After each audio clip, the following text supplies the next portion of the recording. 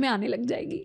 इसके अंदर हम सबसे पहले पढ़ने वाले हैं वेरिएबल्स के बारे में, कीवर्ड्स क्या होते हैं हमारे, कॉन्स्टेंट्स क्या होते हैं, साथ में कमेंट्स किस तरीके से लिखे जाते हैं, हमने जो भी सी का बेसिक प्रोग्राम लिखा है इसका स्ट्रक्चर क्या होता है, और ये जो हमने कंपाइलेशन की बात करी थी, हमारा कोड एक्चुअली रन कैसे हो रहा है इस मशीन पे, इस कंप्यूटर पे, इस सब के बारे में हम सिर्फ अपने चैप्टर 1 में पढ़ेंगे और सारी चीज़ें सीख लेंगे।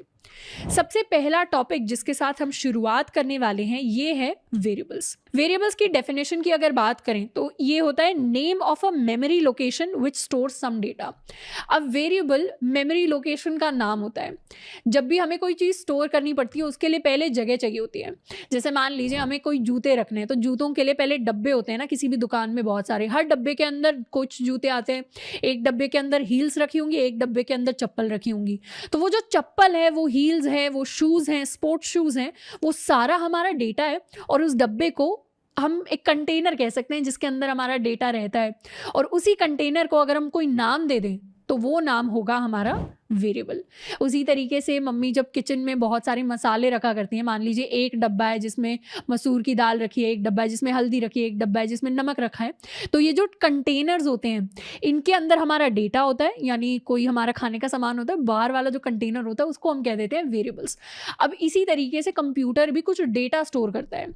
ये डेटा जहाँ पर जाकर स्टोर होता है, मान लीजिए ये है हमारे कंप्यूटर की मेमोरी और इसमें खुद के कुछ कुछ डब्बे बने हुए हैं और इस मेमोरी के अंदर अगर हमें नंबर 25 स्टोर कराना है तो उसको हम किसी एक डब्बे में स्टोर करा देंगे और उस डब्बे को हम एक नाम दे देंगे जो नाम है यहाँ पर ए, और इसी ए को हम कह देते हैं वेरिएबल।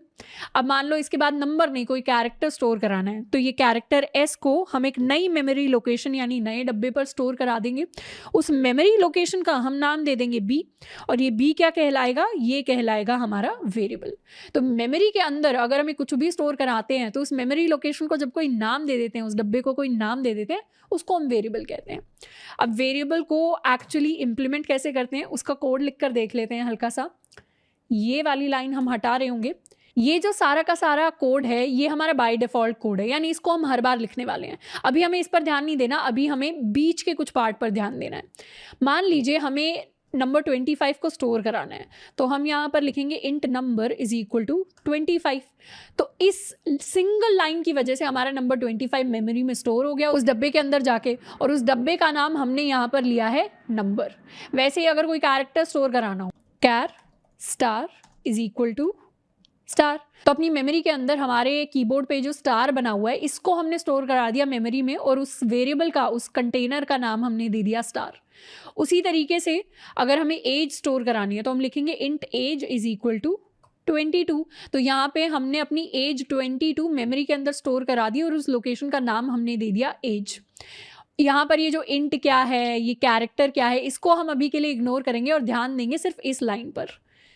वैसे ही मान लीजिए हमें कोई डेसिमल वैल्यू स्टोर करानी हुई तो हम लिखेंगे float pi is equal to 3.14। तो ये जो पाई की हमारी वैल्यू होती है 3.14, ये भी अब मेमोरी के अंदर जाके स्टोर हो गई है और उस मेमोरी लोकेशन का, उस कंटेनर का हमने नाम दे दिया है पाई।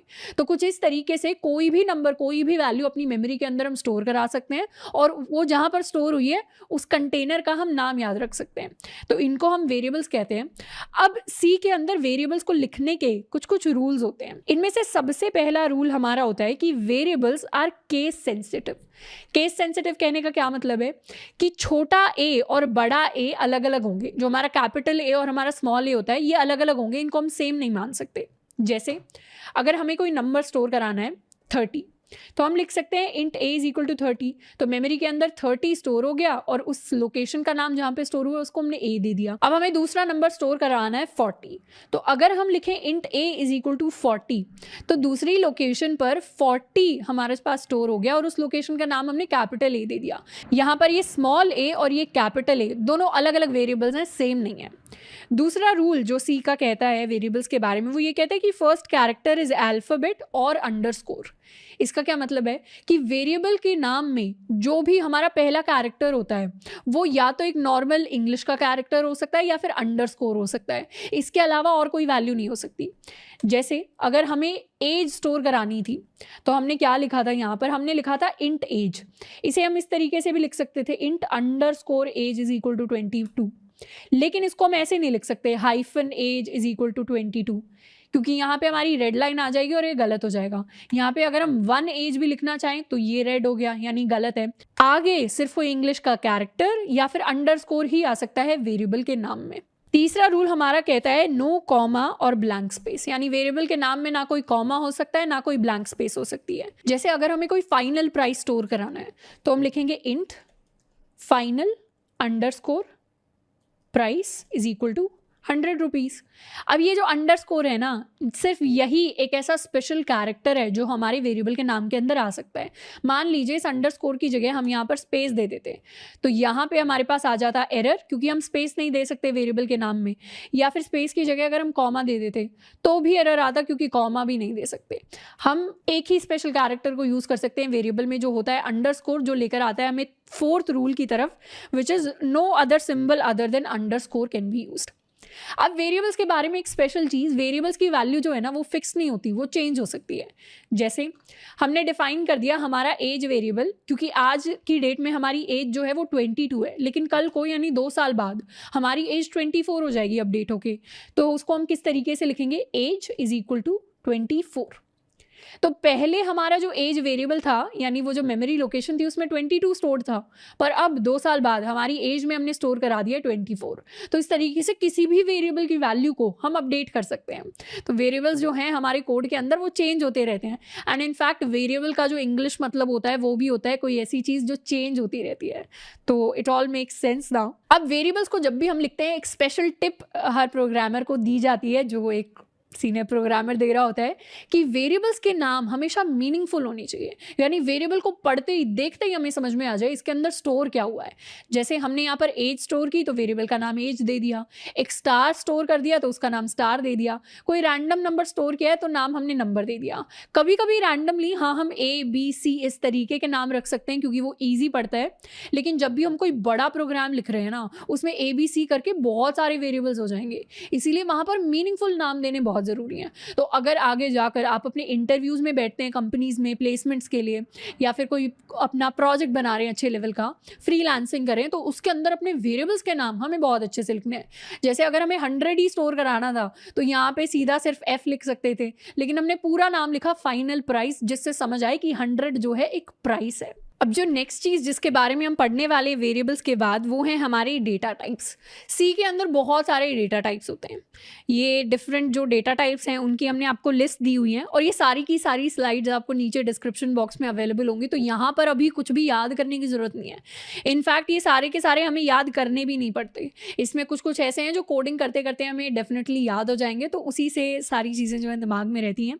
डेटा टाइप होता है कि मेमोरी के अंदर आप किस तरीके का डेटा स्टोर कर रहे हैं, और जिस भी तरीके का डेटा होता है ना उसके लिए स्पेसिफाइड होता है कि ये इतनी ही मेमोरी खाएगा। जैसे जब भी पेन ड्राइव खरीदते हैं तो उस पर लिखा होता है कि 8 GB की पेन ड्राइव है या 16 GB की पेन ड्राइव है। उसी तरीके से हमारा जो कैरेक्टर टाइप का डेटा होता है वो खाता है हमारी 1 बाइट की मेमोरी को। अगर इंटीजर टाइप के डेटा की बात करें तो वो खाता है हमारी 2 बाइट की मेमोरी को। अगर फ्लोट डेटा की बात करें तो वो खाता है हमारे 4 वाली मेमोरी को। अब वो स्टूडेंट्स जो दूसरी लैंग्वेजेस सीखने के बाद सी को सीख रहे हैं वो मेरी तरह थोड़े से सरप्राइज्ड हो जाएंगे। क्यों? क्योंकि उन्हें पता चलेगा कि सी के अंदर ना तो बूलियन टाइप का डेटा टाइप होता है ना स्ट्रिंग टाइप का डेटा टाइप होता है। ये दोनों सी के अंदर एग्जिस्ट नहीं करते, क्योंकि सी सबसे पहले आई थी, यानी सी 1970s में आई थी। उसके बाद C++ आई थी, उसके बाद जावा आई थी, उसके बाद जावास्क्रिप्ट आई थी। तो सी हमारी बहुत ही पुरानी लैंग्वेज है, इसीलिए इसमें काफ़ी सारी ऐसी चीज़ें हैं जैसे ऑब्जेक्ट्स और क्लासेस हो गए जो मिसिंग होते हैं। तो ये कॉन्सेप्ट्स जो हैं इनके लिए हमें दूसरी लैंग्वेजेस बाद में सीखनी पड़ती हैं। तो इन सारे डेटा टाइप्स में से हम कुछ कुछ इंपॉर्टेंट डेटा टाइप्स जो हैं उनको लिख कर देखेंगे, और सिर्फ उन्हें ही अभी हमें याद रखना है, बाकियों को याद अभी रखने की ज़रूरत नहीं है। तो अपने कोड के अंदर हमने जो ऑलरेडी काफ़ी सारी चीज़ें लिखी थी उनको एक बार हटा देते हैं और 3 डेटा टाइप्स की यहाँ पे बात करेंगे। सबसे पहला डेटा टाइप है हमारा इंट। इंट क्या स्टोर करता है? इंट स्टोर करता है इंटीजर वैल्यूज़ को, यानी जो वैल्यूज़ हमारी होल होती हैं, या तो पॉजिटिव हो सकती हैं या नेगेटिव हो सकती हैं। जैसे +1 हो गया, +2 हो गया, +5 हो गया, -1 हो गया, 0 हो गया, इस तरीके की वैल्यूज़। तो अगर हमें एज स्टोर करवानी है तो एज हमारी एक होल वैल्यू होती है यूजुअली, तो उसको हम स्टोर करवाएंगे इंट डेटा टाइप में। तो यहाँ लिखेंगे int age is equal to 22। तो इस लाइन से हमें 3 चीज़ें पता चली। सबसे पहला जो डेटा हम स्टोर करा रहे हैं वो है 22। जिस मेमोरी लोकेशन पे स्टोर कराया है उसका नाम हमने दिया है एज, और जिस टाइप का डेटा है वो है इंटीजर वैल्यू। अब वैसे ही अगर हमें पाई की वैल्यू स्टोर करानी हो, पाई तो हमारा इंटीजर होता नहीं है, उसके अंदर तो डेसिमल वैल्यूज आती हैं, इसीलिए उसको हम स्टोर कराएंगे फ्लोट डेटा टाइप में। तो यहाँ लिखेंगे फ्लोट, फिर लिखेंगे पाई, और इसकी वैल्यू हम दे देंगे 3.14। तो ये डेसिमल वैल्यूज वाला एक नंबर है, इसको हमने फ्लोट डेटा टाइप में स्टोर कराया है। अब इसके अलावा एक और डेटा टाइप होता है जिसका नाम होता है कैरेक्टर। तो जो भी हमारे स्पेशल कैरेक्टर्स होते हैं ना, जैसे हैश हो गया, हमारा एम्परसेंड हो गया, @ हो गया, स्टार हो गया यानी एस्टरिस्क, उन सबको हम कैरेक्टर डेटा टाइप में स्टोर कराते हैं। कैरेक्टर के लिए लिखना पड़ेगा कैर, और यहाँ पर मान लीजिए हम लिखते हैं अपना हैशटैग। तो यहाँ पर सबसे पहले कैरेक्टर्स को स्टोर कराने के लिए हमें सिंगल कोट लिखने पड़ते हैं, और अंदर हम लिख सकते हैं अपना कैरेक्टर। तो इस तरीके से हमने कैर डेटा टाइप का एक वेरिएबल स्टोर करा लिया, फ्लोट का करा लिया, इंट का करा लिया। अभी के लिए क्योंकि हम बेसिक लेवल से चल रहे हैं, यही 3 जो हैं ये तीनों मेन हैं जिनको हमें याद रखने की जरूरत है। बाकी हम टाइम के साथ और ज़्यादा सीखते चले जाएंगे। अब नेक्स्ट टॉपिक जिसकी हम बात करेंगे वो है हमारे कॉन्स्टेंट्स। हमने बात की थी इससे पहले वेरिएबल्स की। वेरिएबल्स में क्या इशू था, वेरिएबल्स की वैल्यू चेंज हो सकती थी। अब अगर जब भी हम बड़ी बड़ी कंपनीज में बड़े बड़े सॉफ्टवेयर्स बनाते हैं, जैसे कोई एडमिन पैनल हमने बनाया, कोई वेबसाइट बनाई, उसके टेस्टिंग पर्पसेस के लिए हम क्या करते हैं, एक अपना खुद का ईमेल पासवर्ड रख लेते हैं जो फिक्स्ड होता है, जिसकी वैल्यू हमें चेंज नहीं करनी, हर बार उसी ईमेल पासवर्ड से हमें लॉगिन करना है। तो हम क्या कर सकते हैं, किसी फाइल के अंदर एक ईमेल वेरिएबल बना सकते हैं, एक पासवर्ड वेरिएबल बना सकते हैं, और दोनों के अंदर कोई वैल्यू रख सकते हैं। सी के अंदर वो वैल्यूज जो हमेशा कॉन्स्टेंट रहती हैं, जिनकी वैल्यू चेंज नहीं होती, उनको हम कहते हैं कॉन्स्टेंट्स। कॉन्स्टेंट्स हमारे 3 टाइप के होते हैं। इनमें से सबसे पहले हैं इंटीजर कॉन्स्टेंट्स। जैसे हमारा नंबर 1 हो गया, 1 की वैल्यू हमेशा 1 ही रहेगी। 1 की वैल्यू -1 या 0 या -5 वो नहीं हो सकती। 1 की वैल्यू हमेशा कांस्टेंट रहेगी, फिक्स्ड रहेगी। तो हमारे 1 2 3 0 -1 -2 इस तरीके के जो कांस्टेंट्स होते हैं इनको इंटीजर कांस्टेंट्स कहते हैं।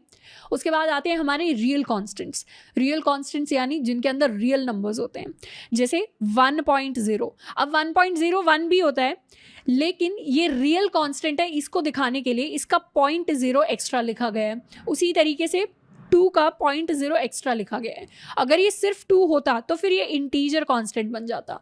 अभी ये रियल कांस्टेंट है 3.14, यहाँ पर हमारे पास आना चाहिए था -2.4, तो फिर ये एक रियल कांस्टेंट होता।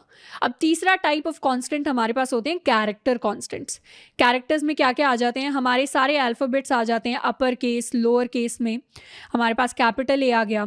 स्पेशल कैरेक्टर्स भी आ जाते हैं, जैसे हमारे पास हैश आ गया, हमारा एम्परसेंड आ गया, हमारा एस्टरिस्क आ गया, या इसके अलावा हमारा @ आ गया। तो इस तरीके के सारे कैरेक्टर्स मिलकर हमारे कैरेक्टर कांस्टेंट्स बनाते हैं। और एक चीज़ नोट करनी पड़ेगी यहाँ पर कि कैरेक्टर कांस्टेंट्स जो होते हैं ना, इस कैपिटल ए की वैल्यू हमेशा कैपिटल ए ही रहेगी, स्मॉल ए नहीं हो जाएगी। और जब भी कैरेक्टर कांस्टेंट्स को कोड के अंदर लिखना होता है तो उनको हम लिखते हैं सिंगल कोट्स के अंदर। यानी जब भी हम कोई कैरेक्टर कांस्टेंट लिखेंगे कोड में तो वहाँ पर हमें सिंगल कोट्स लगाने पड़ेंगे। अब नेक्स्ट टॉपिक जिसकी हम बात करेंगे उसका नाम है कीवर्ड्स। जैसे डिक्शनरी के अंदर कुछ कुछ वर्ड होते हैं, हर वर्ड का अपना एक फिक्स्ड मतलब होता है, उसको चेंज नहीं कर सकते।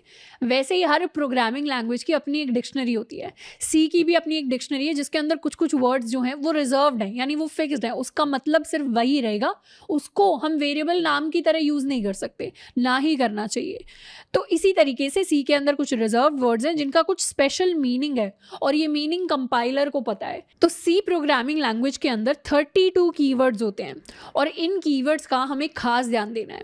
अगर इन 32 की लिस्ट की बात करें तो हमारे 32 कीवर्ड्स कुछ ऐसे होते हैं सी के अंदर। इस लिस्ट में हमें दिख रहा होगा कि इंट हमारा एक रिजर्व्ड वर्ड है, हमारा कीवर्ड है सी का, तो इसको यानी किसी भी वेरिएबल का नाम हम इंट नहीं रख सकते। वैसे ही हम इसमें ढूंढने निकले तो फ्लोट भी हमारा एक कीवर्ड है, इसके अलावा कैरेक्टर भी हमारा एक कीवर्ड है। और ये जो सारे के सारे कीवर्ड्स हैं ना, इनको अब अपने पूरे कोर्स के अंदर हम कहीं ना कहीं एक्सप्लोर कर लेंगे तो हमें पता चल जाएगा कौन कौन से कीवर्ड्स हैं।